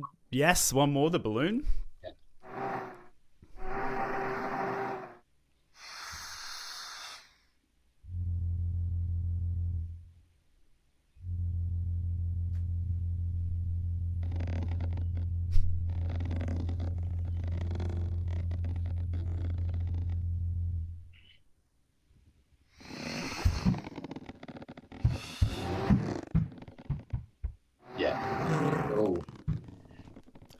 So yeah, look, like I said at the start, this project took us on quite the journey. We set out with, in my head, instrument. At the start, we were thinking about musical instruments, and we've come to, I think we've both come to the same conclusion that we're building a project to build sounds in the space, to sonify spaces and environments. And I think we kind of hit where we wanted to be, but it's also, again, somewhere different. I suppose that's also something that's really interesting about research and experimentation, is that you have an idea to start out with and you give yourself some parameters to work within. And we've now come up with something that we couldn't have thought of at the very outset and the very start. And that, I think that's the benefit. And also, that's where things, that's where innovation comes from, when you are allowed to experiment and have the time to actually kind of think through these ideas and processes. Yeah, absolutely. What a journey it's been. I think we both weren't expecting to have a go wherever it's gone, but that was why we did it. And I think that whatever it ends up producing for people and whatnot, I feel like it's So just a few things. This project will be completely open source. We are in the process now of cleaning all the code up and everything, so it's at least readable by a lot of people, so you don't have to read out terrible to-do comments in there. Thank you very much to Creative Victoria for this opportunity. It has been through COVID. We were locked down for about 9 months, so it was a great COVID project. We were very fortunate with the timing. Lockdown project. Rich is currently experiencing lockdown, so it's a good time to have projects to do. Yeah. Where we want to take this, we're looking at building it out to the Quest 2. Again, mobile wireless VR is where it's at. It's a very exciting kind of part of our future, and it's coming a long way very quickly. Yeah. If anybody hasn't got a VR headset, Quest 2, highly recommend. Unfortunately, Facebook owned, but apart from that, it's very good. Great. Yeah, we're very much hoping to kind of keep riffing on this idea, looking at how we sonify spaces, get back to the procedural pairing of speakers and emitters. And yeah, I think that's about it for me. Chris, you got anything else you want to add? Nah, I just want to keep doing this kind of stuff for the rest of my life, honestly. I know we're going to have to formalize it in some way, but realistically, this has been an absolute pleasure. And look, if anyone's got any questions, now's a really good time to ask us individually. Otherwise, we can just jump straight over into the panel. I will answer... who's asked questions? Is it CLL control? CTL?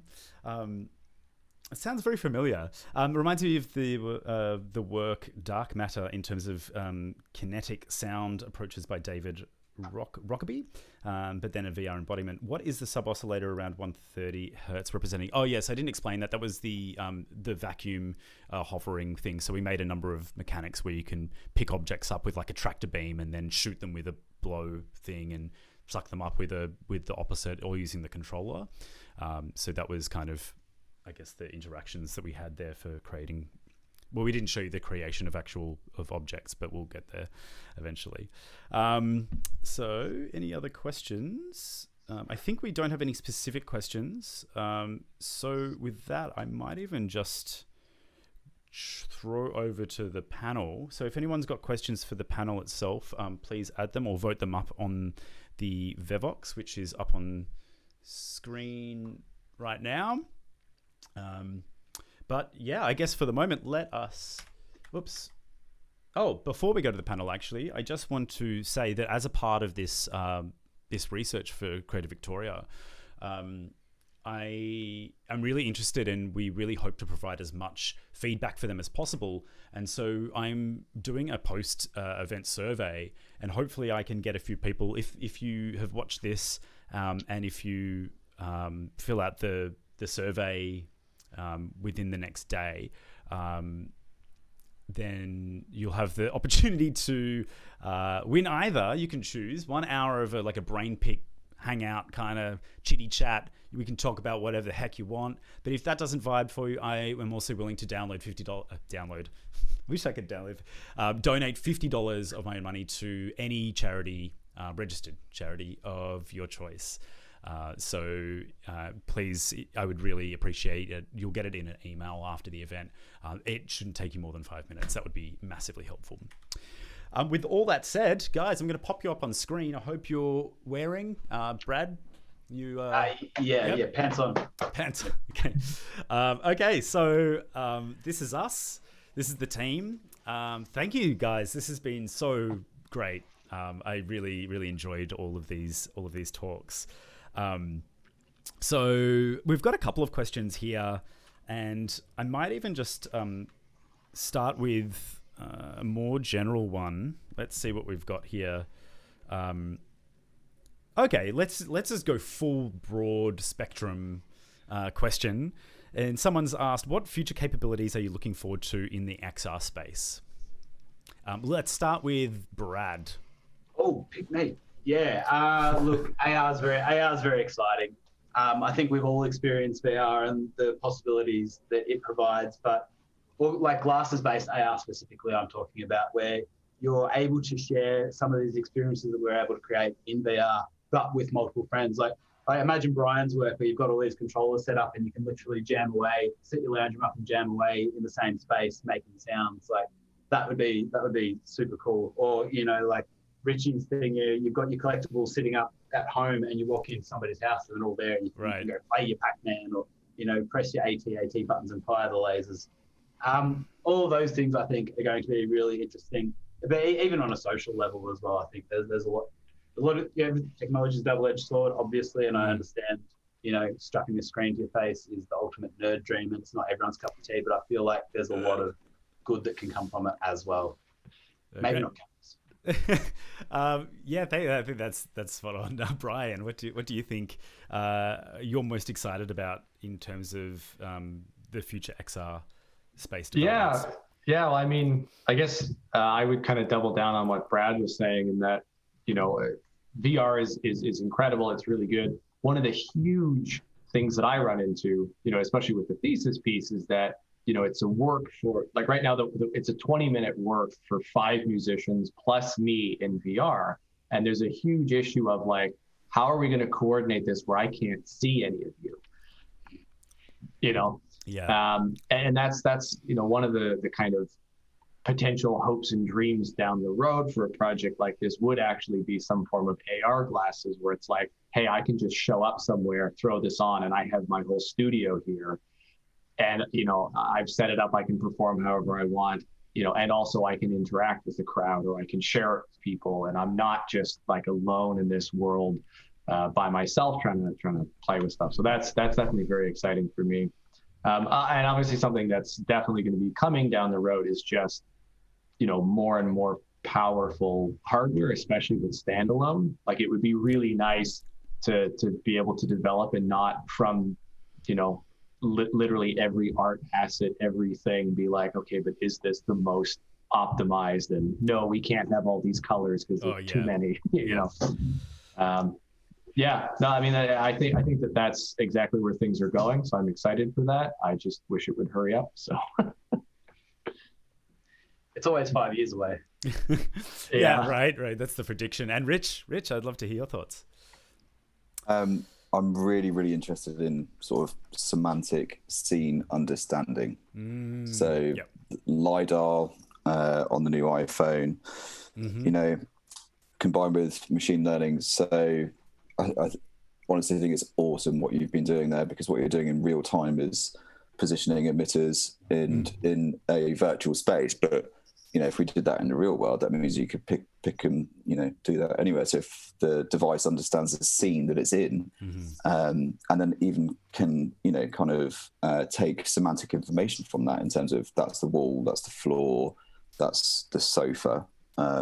You know, I think that in terms of leverage of that, in terms of storytelling, and then the sonic implementations of that are wild. So I'm really interested in that side of things personally, in terms of detection. I think that's so spot on. There, obviously the antithesis, or the, I guess, as we've seen XR, VR, augmented reality, come along at the same time as machine learning, there is some super exciting possible crossovers. And like you just said, Rich, in terms of the potential for semantic understanding, this is honestly one of my biggest drivers in my work, is that I'm really excited to be ducking down into VR right now, because I can control the environment and prototype. But ultimately what I'm doing, and what I feel like I want to do, is I'm a prepper for augmented, total augmented reality, where, you know, I can pour some virtual liquid on top of my computers and my table, and it turns into goop, and that goop makes sound, and it dribbles down the side, and depends on what it dribbles on, it changes the sound. And I pick it up, the and material and responsive. Yeah. And so essentially, that's what I'm super excited about is to be literally able to change how my environment sounds and be convinced about that is thrilling for me. Yeah. Anything else to add there before we move on to another question, guys? No, I just wrote down heaps of what Rich said, because I got loads of ideas off that, because you can so many of these technologies are available and easy to stitch together these days. Right. Like you can run TensorFlow patches through Unity now and do semantic understanding. Obviously, within reason, sometimes it thinks cats are dogs and dogs are cats and all that kind of stuff. But that's good enough. You can get some of that. And even now, like I think AR Core and AR Kit have object sectioning now, so you can do proper object occlusion and everything like that. Like things are coming along quite quickly now. It's a very exciting time. Might have to do a bit of a collab. Yeah. get all that stuff going. I've got a couple of questions. I either let me see if there's stuff. Actually, I think what I might do is ask a question that I prepared. AR prepper, a new favorite term. So give me a moment. I'm just skipping down to a couple of questions that I asked that I thought might be pertinent. But I'm really interested in terms of everyone's practice here. What do you think ultimately is going to deepen the bonds between sound vision and interaction as a whole? So I guess we kind of started talking about something similar to that, Rich, when you were talking about machine learning and in the environment like that. Is what do you think the most important factor is to merge those things closer together? Rich, I can start with you if you like. I think the key here is the immediacy and the level of believability and fidelity of that situation. So that's why I'm such a champion of procedural audio modeling, because it creates to every situation. So, if you create that particular thing and that particular scenario, then every eventuality is already kind of panned out. But for the user, that's kind of the believability is there. So that's why I think that, right, if we construct in that way from, kind of the ground upwards to deal with that level of interaction, because that's what people just desire more and more and more now, is it kind of rings true, those two things. You're bringing it together, the level of believability versus the construction of the thing that you're allowing them to interact with. And I think that's what's really important. Great. Brian, what do you think is the most important factor for you anyway, or the way that you see it coming more closer together between all those mediums? Yeah, I mean, I would probably just agree entirely with what Rich was saying. That kind of avenue. It's strange because it obviously what Rich is doing is trying to make that complete fusion of the visual world on top of the actual world and have everything together in a realistic manner. And it's funny, in going through this presentation, I realized just how massively I've ignored that, where I said, this is just a controlling tool, and then all the audio happens somewhere else, and I just get a stereo feed, and I really don't care about where it comes from. So yeah, I actually, in regards to that, I actually don't know that I've thought about that as much as I should have. So, yeah. Yeah, well, that's interesting, because it's not necessarily... I think from the perspective of what I was talking about, it was maybe from Rich's perspective or maybe more along Rich's line of work, which is to create this just experience which is inherently audio and visual and interactive in that way. Whereas I believe that you've really come from like an interface design as opposed to an immersive experience, and you're trying to leverage the benefits of VR as an interface tool. And I feel like that's just a different territory to work within, with different parameters, because obviously it would stop you from producing actual real music with it if you got too deep into procedural sound design, because I can tell you now, I've tried to make proper music with procedural sound design, and it can be very tricky. So I think you're in a safe place for doing what you're doing. Brad, any extra things to add there? Look, having not done a lot of sound design myself, having coming from the visual land, I'll leave this one up to you guys. Okay. Yep. Yeah. No, fair enough. I think we've covered quite a lot already. Actually, let's pop over just to quickly. This sounds like quite a good question. Audio in XR/game engines and sound with sound with generative ML is moving super fast with lots of choices. What is your recommendation for beginners, and how can we keep up and distribute knowledge for a wider range of people? I'm not sure about the end part with distributing knowledge for a wider range of people, but maybe you can clarify that if you like. Rich, I feel like you might have probably maybe more of an insight into this specific question. I'll admit that I'm not completely all over ML generative, and I'm only fairly new to game engines. So, Rich, do you have anything more to do? It's actually escapes my memory, but there was a really interesting project by Google that actually was like a machine learning kind of tool set for making music and kind of operating in that area. I can't remember the name of it, which has really bothered me.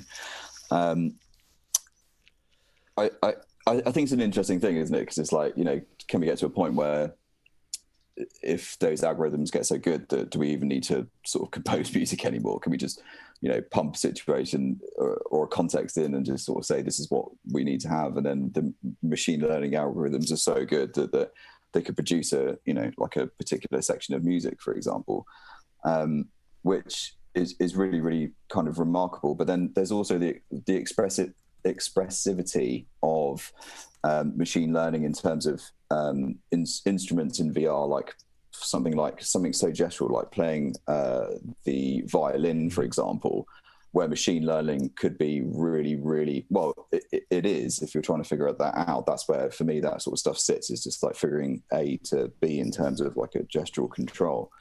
And I think there's a researcher called Fee Brink, and like her stuff on machine learning. I think she even made a dedicated application in this area as well.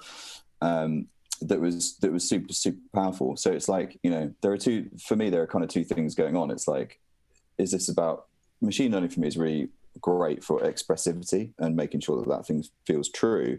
Or is it the question of like, okay, do we even need to compose music anymore in terms of like constructing that?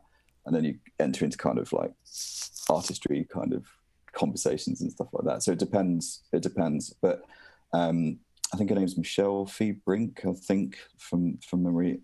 But that would be a really, really good place to start. I think she's at Goldsmiths and expressivity and machine learning with music. And she's got a really cool course that's available online as well. So in terms of a starting point, that would be something to certainly look into. But the question for me would be, what are you trying to do here? Is it about playing the music, much like Brian, or is it, kind of understanding the gestural control and expressivity and leveraging that to understand the complexity of gestural control, because that's really complicated. Cool. Anyone else have anything to say about that topic? I've got a few nerdy links for people to check out. If you like machine learning, 2-minute papers on YouTube does the best reviews. He's more primarily visual based, but that's a good mind-blowing stuff every day, every week. There is just absolutely amazing, mind-blowing machine learning stuff coming out, and he's super excitable, really awesome to listen to. So yeah, love his channel. Also, Google has a website called teachablemachine.with.google, and so you can do some basic machine learning. You can train a neural net essentially in your browser to teach it to detect a hand, or you can get it to. I think that maybe is what you were talking about, Rich. So yeah, you can do some really cool experiments in your browser, save those models out. You can embed them into whatever can run TensorFlow, all that kind of stuff. But just to get back to the question just a little bit, I think you're asking about how to keep up and distribute knowledge. I think things like this are good. Watching talks, I always find talks on YouTube quite enlightening as well, especially when you get past the project part and hear what people are interested in, or where they're seeing things going, or hearing what the ref, like you just mentioned. Sorry, I forget the name of the woman you just mentioned, but I'm going to grab that link off you later on and go check out her work. Seeing the things that excites the people that are making interesting stuff as well, because that's a really interesting way to see how those networks are built up and how people are vibing and jamming with each other. Great. Anyone adding anything else before I just go on to another question? Cool. So this one was, I think this is for Brian. Is that correct? Is that I use a custom program that allows me to use GLSL shader toy compatible code while accepting MIDI as an input. OSC is better on many levels, like accuracy, but MIDI has the advantage that I can save files easily and edit them if I want. How would you go about saving your own work if everything is communicated via OSC? What do you use, Brian? Well, I guess it depends on what you're trying to save. In terms of like, if you're just trying to record the output of what you do, I mean, that can all actually be done in Ableton. So with any of the instruments that use collisions and physics in some way, you can actually just literally set up a separate MIDI track in Ableton and record that coming in as MIDI and save that later. Saving states in that's actually something that's handled in the Max for Live devices. So the idea is that when Unity actually starts up, it has a function that calls basically it's like a master call. So all of the Max for Live devices, everything that they're mapped to, just pumps out the information. Oh, I'm mapped to chorus depth and it's set to 10% or something. So all that stuff, parameters and whatever you were left the session with last time is updated every time you restart. And in general, I mean, I guess you could conceivably do automation recording in Ableton to save like all the state changes, but I've never really found that to be entirely useful, if only for the fact that you get in there and you start experimenting with stuff. You want to record the result, so the audio or anything that you're working with, but very rarely have I found a case where okay, I'll make stuff in VR and then take that session somewhere else and then start editing. Oh, well, I moved this way, but I actually meant to move that way. If only for the fact that precision is not the best. You do run into issues with, how much information you can actually send out of Unity before you start getting significant lag, or how quickly, again, even in the listening devices, how much information they can take in before they get overloaded, because Max MSP is kind of bad for just over flooding the queue and then everything seizes up.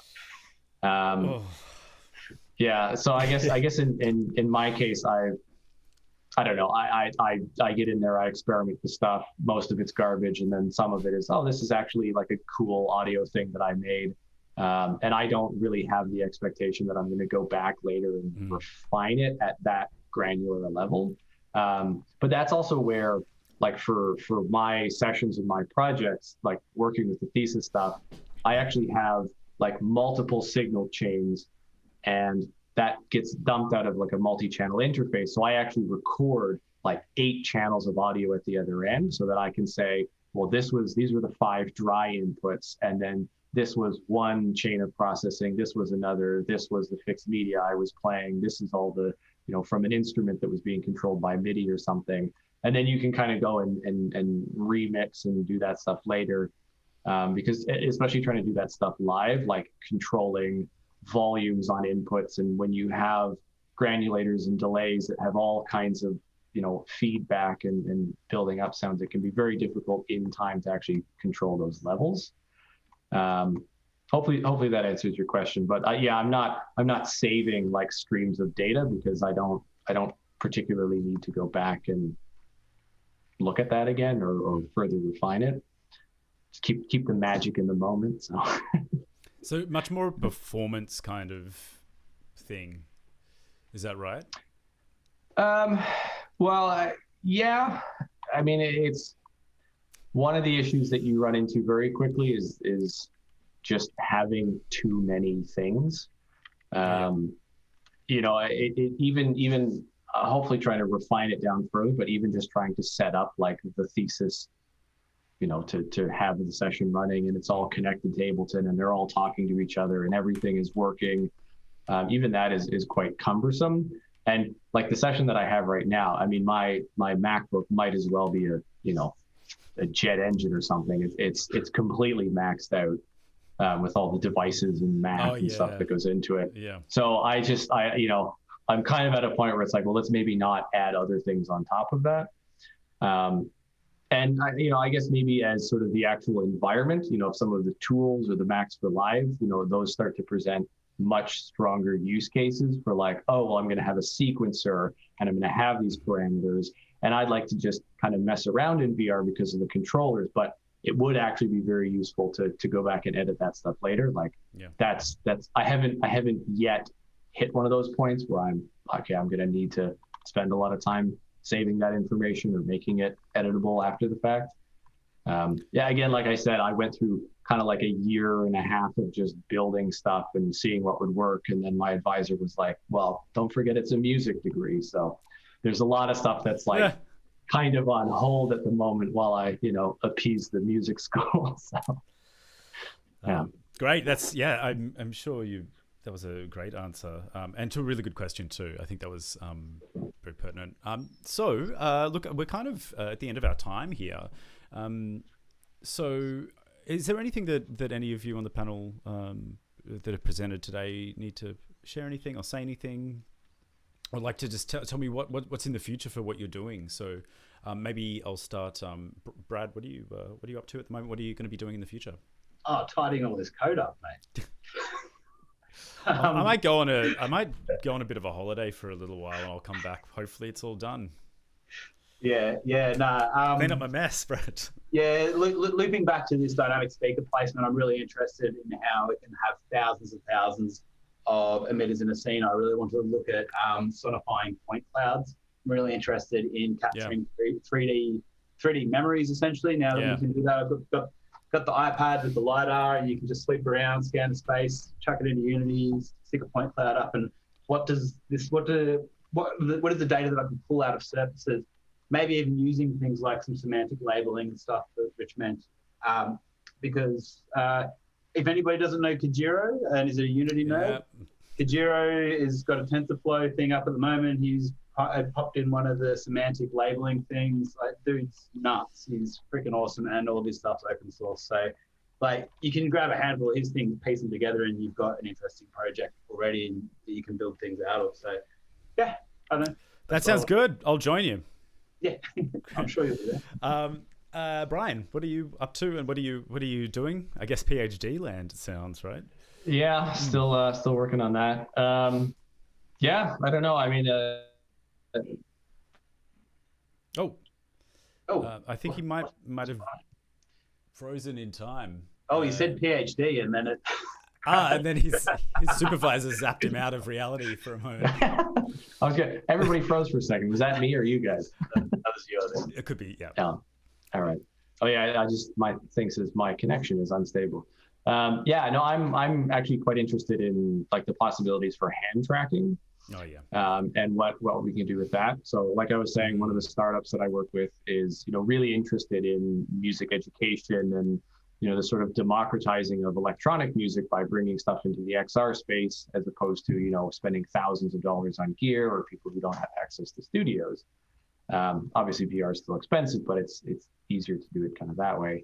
And there is definitely, with my experience with Chroma Mixed Media doing like installations and stuff, there's always the question of like onboarding people to VR. I've even some of the simple things that we've done where it's basically just like a walking simulator on the go. 85% of the people that show up have never done VR or have almost no experience with it. And we were surprised, like we did this one project and it's literally just you're walking through this environment. It's an entirely linear course. There's a couple turns in that, but people getting lost, people not understanding how to move, how to do stuff. And then especially with, trying to do the education side of things, like how are we going to teach someone how to use a mixer, like in VR? And the first step is like, okay, well, let's just spend 20 minutes teaching people like how you can walk around and use controllers and stuff. Whereas a lot of that stuff can immediately be removed if it's like, okay, hand tracking. You don't have to worry about the interface. Everyone knows how to use their hands. Everybody knows how knobs and dials and buttons work. And now we can just get straight to material, straight to the actual content that I want to show you. And it doesn't have to start with this, welcome to VR and So Yeah. that's kind of one of the things that I'm quite interested in at the moment. So Fantastic. I think hand tracking will be especially robust and more consistent. There's been a couple of was it they call some new Leap one? The Quest has got it built in. You can do it in the Vive. Pretty much full behind the hand though, and then it disappears. Ultra Leap. Yeah, Ultra Leap. Yeah. That's it. Yeah, it looks For Bristol. incredible. Nice. Yeah. Yeah. Richard, I guess just finally, what are you up to and what are you doing in the future? So the Discovery project was actually a side project that I was doing alongside of my PhD, and actually I'm really interested in leveraging scene data from ARKit to help the visually impaired understand objects or a scene. So the idea of sonifying that data in real time in order to create a visual to audio sensory substitution system in order to help people navigate or understand objects or the scene that they're in, and augmenting a dynamic system in order to help the blind or visually impaired. That's my actual PhD. So I'm really excited about what you guys are doing, because it's exactly that. It's about sonifying that data in real time and then leveraging that data in real time to convey information. And then I guess the question is, well, what's useful information? What is useful? And then again, how do you sonify that information? So those algorithms are really, really, really interesting to me. And I think that's where procedural audio kicks in again, because it's real-time parametric control, that if you build a particular thing, then in real time that you can convey information that is changing constantly. And that's where I'm sitting. So I'm really excited about what you guys are doing, and that it's been so great to be part of this, because I hope we can have a real chat about that, because I think our interests are aligned. Yeah, nice. That sounds really exciting. Yeah. Absolutely, yeah. And that's what a great topic of a PhD. It's really exciting. I'm so thrilled. This has been fantastic. So first of all, obviously, my absolute gratitude to the other presenters here, Brad, Brian, and Rich. You've all blown me away with what you're working on. It's really, obviously top quality and amazing ideas. Really, really robustly thought out and well executed. And also taking the time to prepare this presentation and obviously leading up to it as well. So thank you so much. I'm also really excited and blown away by how many people attended today. It was awesome. I can't remember what we got up to, maybe 50 or so concurrent views, which was fantastic considering this is not a very well publicized and a very first ever webinar, potentially, on a series. Like I said, I'm doing a survey, and a part of that survey has got a couple of questions about the potential of it continuing and having slightly different topics, but all based around the idea of like creative expression in XR and I guess sound and things like that in XR. So if people are interested, please make sure you jump onto that survey, because that'll give you an opportunity to say, hey, put more on, please.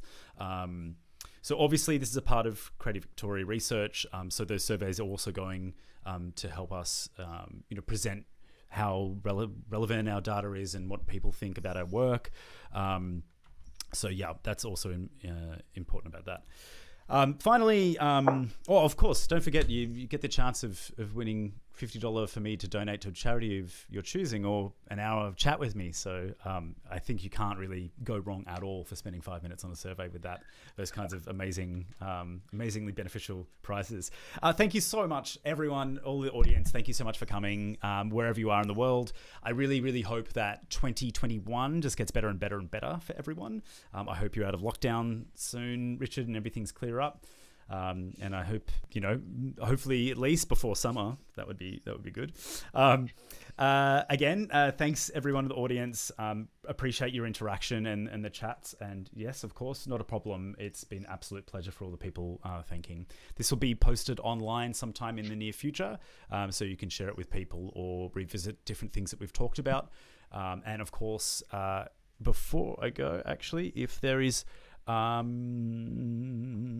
There we go. I just wanted to pop just a last frame here for people to see everyone's I hope this is okay. I guess it's too late now because, but I popped your email addresses and your Twitter handles up there. I did not. That is not good. Oh, never mind. I should have pretended that I didn't. Okay. Anyway, everyone stay very safe. And thank you all for embracing sound in space. Thanks, Chris. Thanks, Thank you, everyone. Thank you, guys. Take care.